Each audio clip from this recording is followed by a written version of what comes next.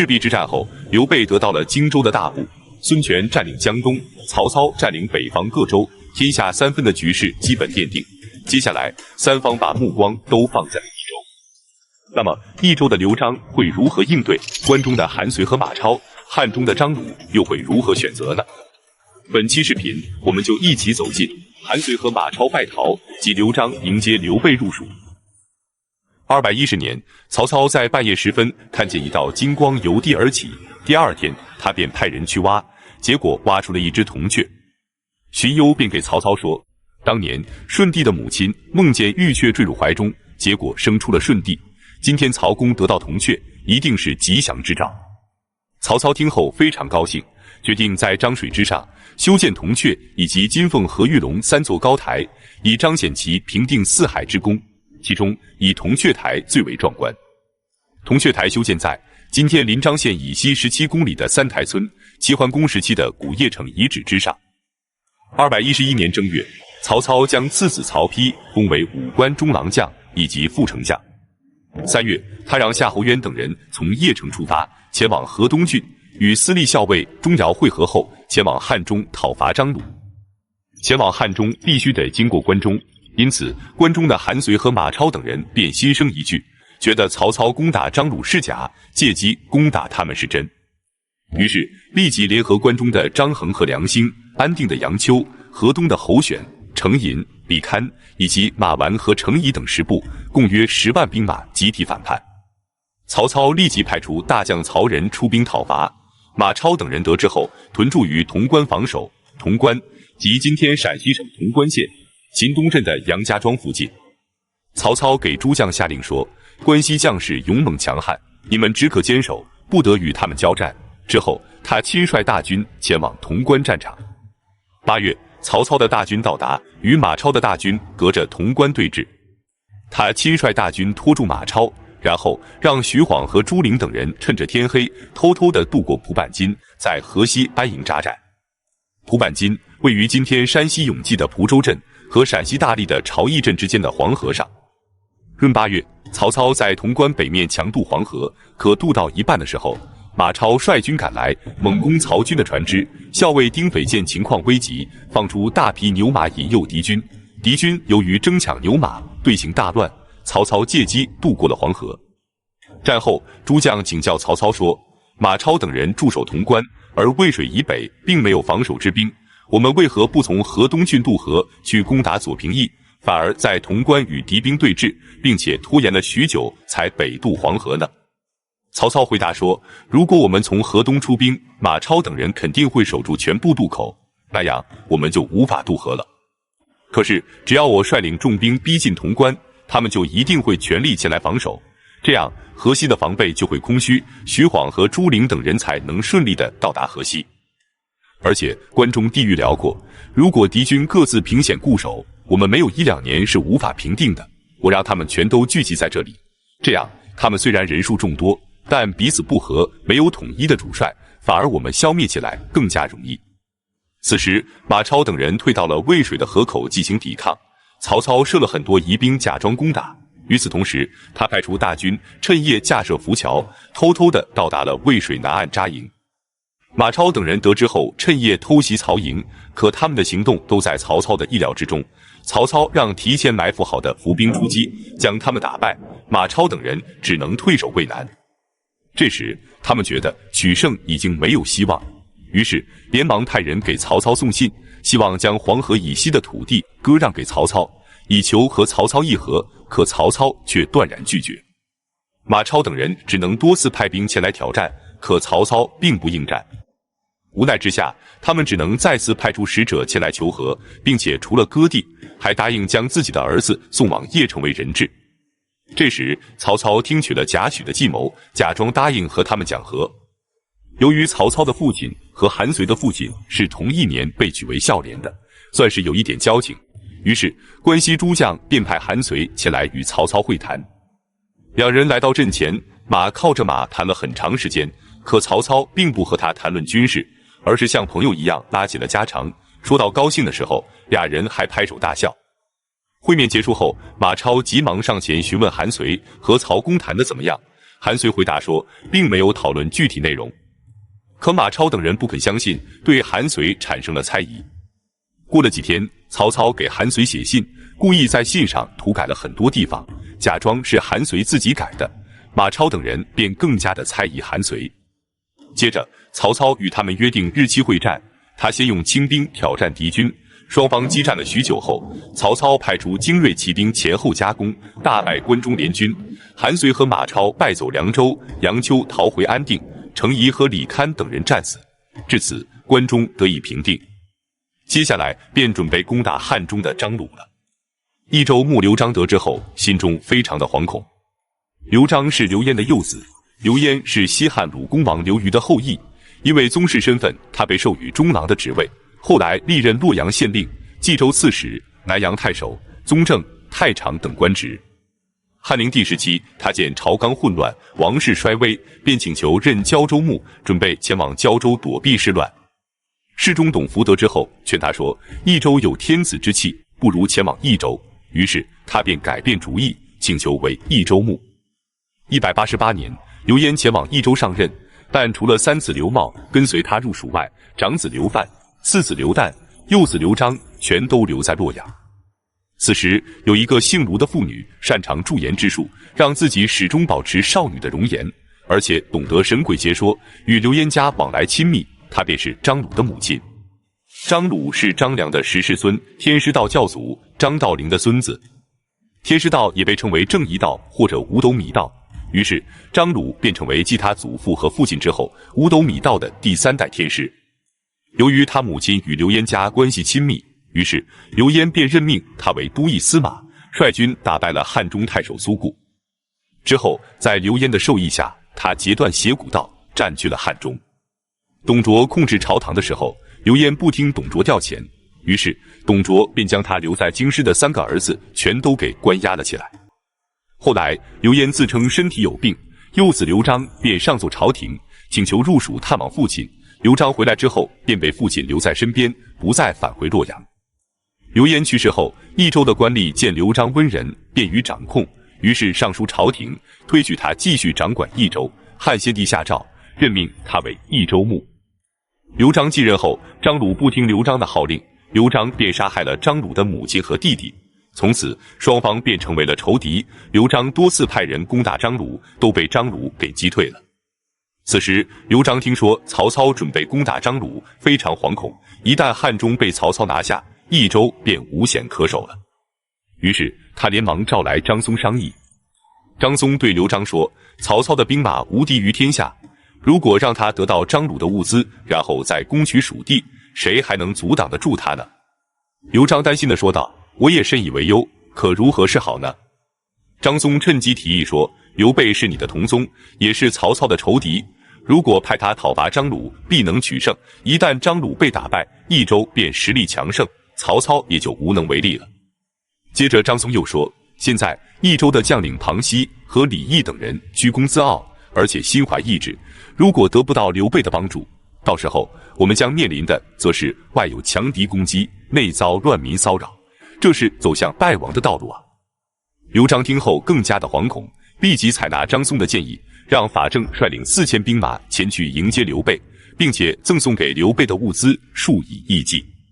刘备热情地接待了法正，法正觉得刘备有雄才大略，是个可以辅佐的明主，于是他私下给刘备献计，希望刘备可以借机图谋益州。可刘备有些犹豫，不能决断。这时庞统也趁机劝说刘备夺取益州。那么刘备能够听从庞统的建议吗？益州又是如何拿下的呢？我们下期接着讲述。刘备被刘璋迎入益州的同时，曹操和孙权却在濡须口展开了激战。那么此战谁会获胜呢？堪称曹操首席谋臣的荀彧是怎么死的？草船借箭的原型是诸葛亮吗？本期视频我们就一起走进庞统献计征蜀及荀彧离奇而亡。刘璋担心曹操攻打张鲁之后谋取益州，于是采纳了张松的建议，派遣法正前往荆州，请求刘备支援。结果法正到达后，却说服刘备趁机图谋益州。刘备有些犹豫，不能决断，庞统便给刘备分析形势。庞统字士元，号凤雏，襄阳人，即今天湖北襄阳市人。209年，周瑜打败曹仁，被任命为南郡太守。之后，他将庞统任命为公曹，并委以重任。可第2年，周瑜就在巴丘病逝了。庞统将周瑜的遗体送回江东后，便返回了南郡。这时，南郡已经被孙权借给了刘备，刘备便任命庞统为耒阳县令。可庞统在任期间不理县务，被罢免了官职。鲁肃得知后，给刘备写信说，庞统并不是百里之才，应该任命其为治中或者别驾，方能发挥他的才智。刘备召来庞统交流，发现此人确实有治国安邦之才，于是立即将他任命为治中从事。之后又和诸葛亮一样，被任命为军师中郎将。他给刘备献计说，荆州已经荒芜残败，人才和物资也已流失殆尽，而且东有孙权，北有曹操，难以成就大业。反观益州，户口百万，土地肥沃，如果能夺取此地为根基，则大业可成。刘备担心地说道，我和曹操不同，曹操俊极，我便宽厚；曹操暴虐，我便仁慈；曹操狡诈，我便忠诚。凡事我都与他相反，才有了今天的成就。如果我为了得到益州而失信于天下，这能行吗？庞统说，现在是乱世，凡事都不能墨守成规，况且吞并弱小、攻击暗昧、逆取顺守、报之以义，都是古人所重视的。只要事成之后封给刘璋一块土地，还有谁会说你不讲信义呢？如果不趁现在攻取益州，到时候恐怕就会被曹操抢占了先机。刘备听后觉得有理，于是他决定留下诸葛亮和关羽镇守荆州，他自己则和庞统等人率领数万将士前往益州。刘璋得知后，亲自前往涪城与刘备相会。涪城即今天的四川省绵阳市。宴席中，庞统建议刘备应该立即挟持刘璋夺取益州。可刘备觉得他出来属地，人心尚未收复，暂时还不能轻举妄动。之后，刘璋不仅给刘备增拨了兵马粮草，还将战略要隘白水关交给刘备督管。白水关位于今天广元市青川县的营盘乡五里崖附近，它坐落于秦蜀古道和龙蜀古道的交汇处，是通往蜀地的第一关。东侧是大巴山的余脉，北侧是龙门山脉，南侧则可通往嘉蒙关。嘉蒙关位于今天广元市昭化区的昭化镇，地处秦蜀交通要道，嘉陵江与白龙江在这里汇合，上可通汉中，下可至成都，地理位置非常重要。于是刘备便率军到达了这里。然而大军到达后，他便驻军不前，并不着急去攻打张鲁，而是在这里厚树恩德，以收重心，为图谋益州做起了准备。那么刘备进入益州之后，曹操和孙权都在干什么呢？得知曹操与韩遂和马超等人在关中开战后，孙权却将目光放在了胶州。他任命布置为胶州刺史，征南中郎将，率领1000余人前去接管胶州。布置到任后，苍梧太守吴惧掌管着5000多人，于是不听调遣。布置担心自己兵少不能自保，于是他假意招抚吴惧，邀请他前来相见。等吴惧到达后，立即将其斩杀。从此布置便声威大振。交趾太守士燮及其兄弟们见状，立即率众前来归附。至此，胶州归属于孙权。211年，张宏对孙权说：“秣陵一带有帝王之气，如果你能在此建都，一定能成就大事。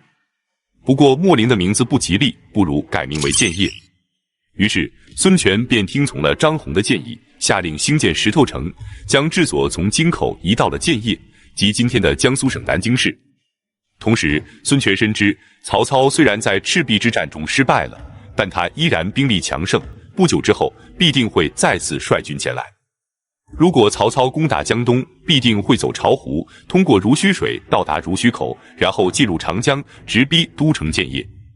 于是他在迁都的同时，派人在濡须山和七宝山筑成立关，并在吕蒙的建议下修筑濡须坞。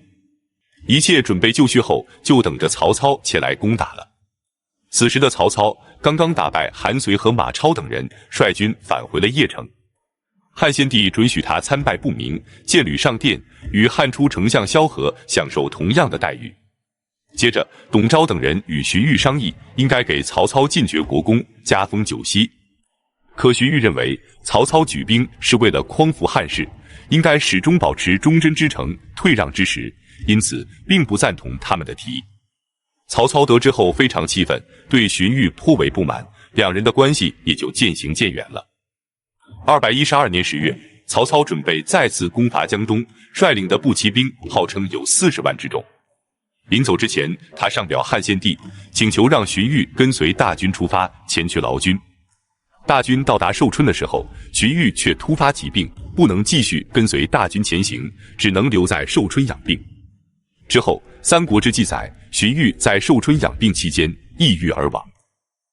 而《后汉书》则记载，在此期间，曹操给他赠送了一盒食物，荀彧打开后，发现盒子里空无一物，于是便明白了曹操的意思，自己服毒而亡，终年50岁。213年正月，曹操率领大军通过了孙权在如须山和七宝山所构筑的工事，准备前往如须口。孙权连忙向刘备求助，可刘备并没有派兵前来支援。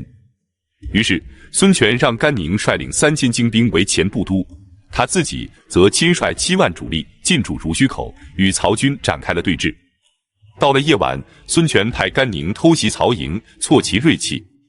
甘宁率领100多人偷偷地来到曹操的军营，他们拔掉鹿角，冲入曹营，斩杀了数十人。曹军以为孙权的主力大军偷袭，极为恐慌，纷纷地举起火把，擂鼓呐喊。可此时甘宁早已撤退，回到了孙权的军营。孙权高兴地说道：“曹操有张辽，我有甘兴霸，足可与他相敌。”第二天，曹操派遣水军出击，准备登陆江上的小岛。孙权得知后，立即派军前去围攻。结果俘虏了曹操的水军3000余人，掉入水中溺亡者多达数千人。之后，曹军故垒不出，两军便在如水之上展开了对峙。有一天，孙权借着晨雾，亲自乘坐轻舟前往曹操的大营查看。在距离曹营5-6里的时候，孙权命令士兵擂鼓奏乐。曹操见状，立即下令弓弩齐发，不让孙权的船只靠近。然而箭都射在了船舱之上，不多时，船舱的一侧因为重箭太多，船身开始倾斜。孙权立即下令调转船头，让船只的另一侧也受箭，等两面都中满了箭，船只便慢慢的平稳。孙权这才下令返航，回到了军营。这便是草船借箭的历史原型。后来孙权数次前来，但曹操有了前车之鉴，不再上当。曹操见孙权的水军队形整肃，不由得感叹道：“生子当如孙仲谋啊！”经过一段时间的了解，曹操已经熟悉了如须口的地理环境，然后他派出重兵围攻孙权的江西大营，俘虏了江西大营的主帅公孙阳。此战曹操虽然胜利了，可如须口依然掌握在孙权手中，两军只能再次展开对峙。相持了1个多月后，春雨开始渐多，孙权便给曹操写信说：“春雨来了，曹公还是赶快离开吧。”之后又附上一张字条，写道：“足下不死，孤不得哀呀。”曹操拿着孙权的信，对属下的将领们说：“孙权确实没有骗我。”说完，他便主动撤军，返回了邺城。5月，汉献帝下诏设立魏国，册封曹操为魏公，定都于邺城，并且加9锡。9锡是皇帝赐给诸侯的9种礼器，是对有功之臣的最高礼遇，分别是车马、衣服、乐献、诸户、纳币、虎贲、抚乐、公使、剧唱。7月，曹操建立魏国的社稷宗庙，并在自己的封国里设立百官。他将朝廷里的亲信全部授予魏国的官职，荀攸被任命为尚书令，梁茂为尚书仆射，钟繇为相国，华歆为御史大夫，陈群为御史中丞，王朗为魏郡太守，夏侯尚为黄门侍郎。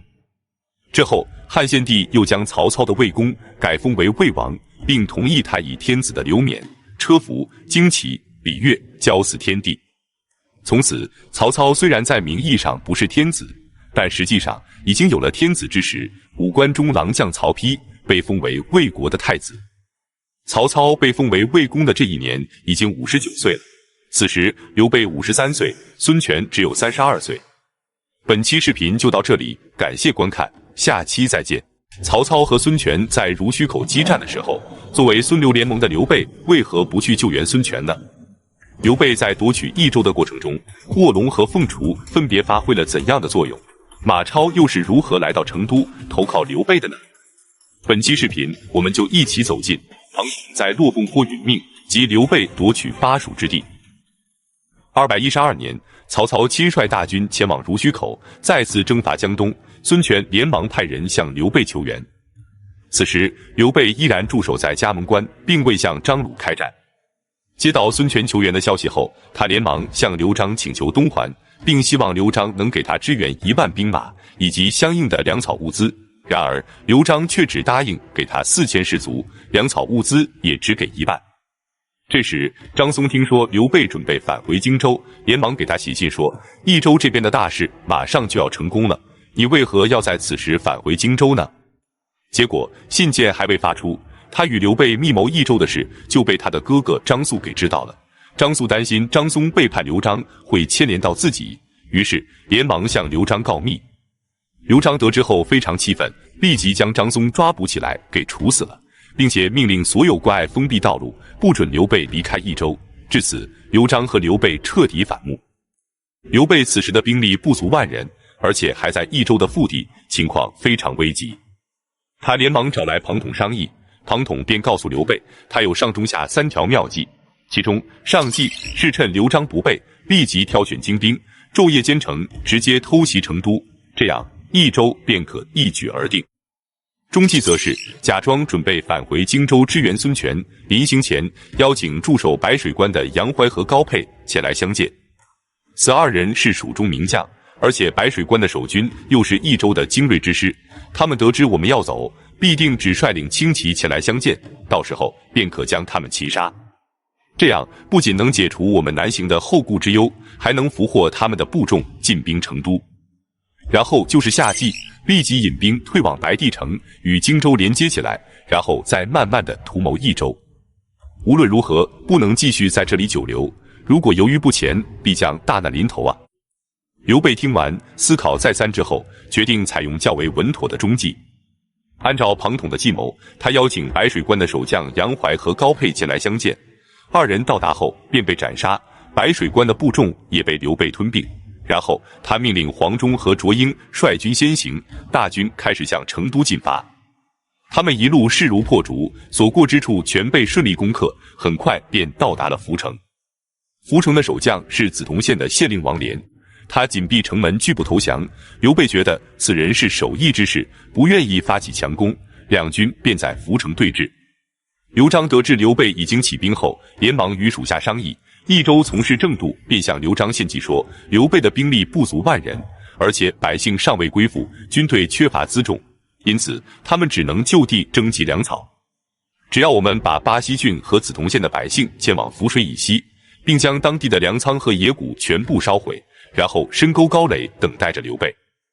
无论他如何请战，我军一概不出，等时间一长，他们的物资必然断绝，不出100日，他们就会主动撤退。到时候我军乘虚追击，定能活捉刘备。可刘璋却说，我只听说抗击敌人以安抚百姓的，未曾听闻干扰百姓以躲避敌人的。于是不仅拒绝使用此计，还将正度给罢免了。随后他派遣刘珪、凌苞、张仁、邓贤、吴懿等将领，率领大军前往涪城阻击。大军到达涪城，便与刘备展开激战，结果由于不敌刘备，吴懿率军投降，其余将领则率领残兵退到绵竹继续抵抗。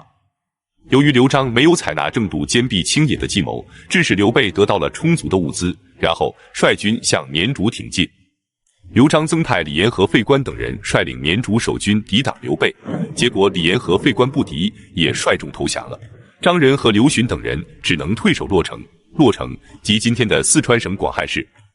就这样，刘璋的大军节节败退，而刘备的兵力却是越打越多。他一面派兵继续平定各县，一面命令诸葛亮和张飞、赵云等人从荆州出发，攻占白帝城、江州以及江阳郡，准备两面夹击刘璋。洛城距离成都已不足100里，只要拿下洛城，便可进逼成都。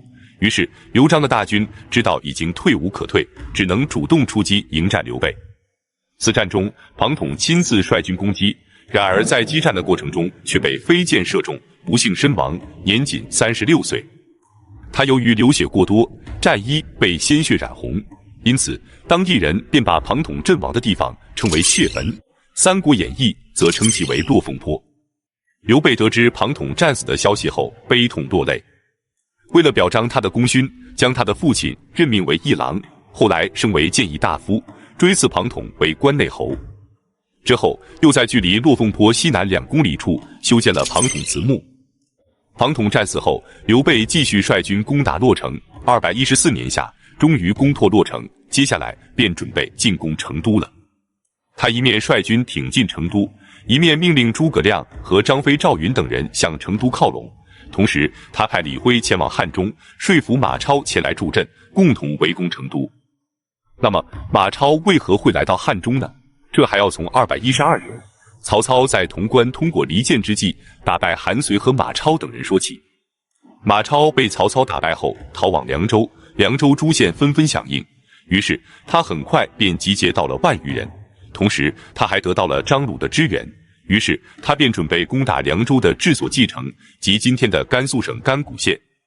曹操得知后，立即将马超在邺城的3族亲人全部斩杀，包括其父亲马腾以及2个弟弟。驻守蓟城的是凉州刺史韦康，他自知无法抵抗马超，于是连忙派遣颜温去向夏侯渊求救，结果颜温却被马超给俘获了。颜温假装投降马超，马超便带他来到蓟城城下，让他劝降城内的守将。结果颜温朝着城内大声喊道：“援军不出3天就可到达，大家一定要坚守城池。”马超听后恼羞成怒，立即将其斩杀。然而城内的韦康不仅没有听从颜温继续坚守，反而开城投降了马超。马超进城后就将韦康给处死了。不多时，夏侯渊领兵前来救援，结果却被马超打败，撤回了长安。之后，马超自称征西将军，领兵州牧。韦康的旧部杨阜等人虽然投降了马超，但暗中却伺机反叛。有一天，杨阜的妻子去世，他便请假准备返回西城郡，即今天的陕西省安康市。路过历城的时候，他劝说自己的亲戚姜绪起兵讨伐马超，结果姜绪及其同郡人武都人李俊和王陵、安定人梁宽、南安人赵渠和庞公等人纷纷响应，他们在鲁城起兵，联合讨伐马超。鲁城即今天的甘肃礼县盐官镇。身在蓟城的赵渠得知后，劝说马超出城迎击，结果马超刚出城，他就与梁宽等人关闭了城门，杀死了城里的马超妻儿。此时的马超，蓟城已经回不去了，鲁城又攻不下来，只能转向攻入历城，杀死了姜绪的母亲和兄弟后，放火烧城而走，投奔了汉中的张鲁。张鲁非常欣赏马超，不仅封他为都讲祭酒，还打算把女儿嫁给马超。他属下劝说道：“马超此人连他自己的亲人都不爱惜，还能爱惜别人吗？”张鲁这才打消了嫁女儿的念头。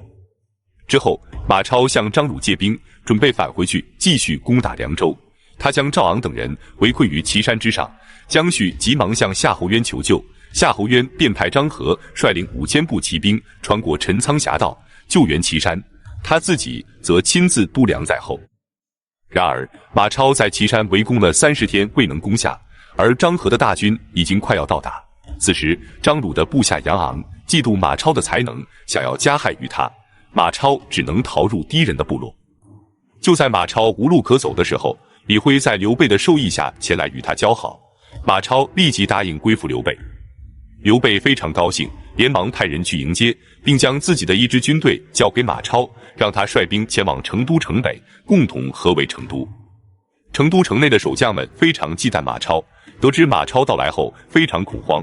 蜀郡太守许靖首先坚持不住，准备越城投降刘备，结果事情败露，没能出城。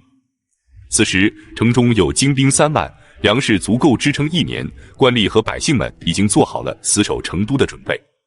可刘璋却说：“我父子2人在益州经营了20多年，不仅没能给百姓施加恩德，还打了3年的仗，很多人因此死于草莽野外，这都是我的缘故，我怎能安心呢？”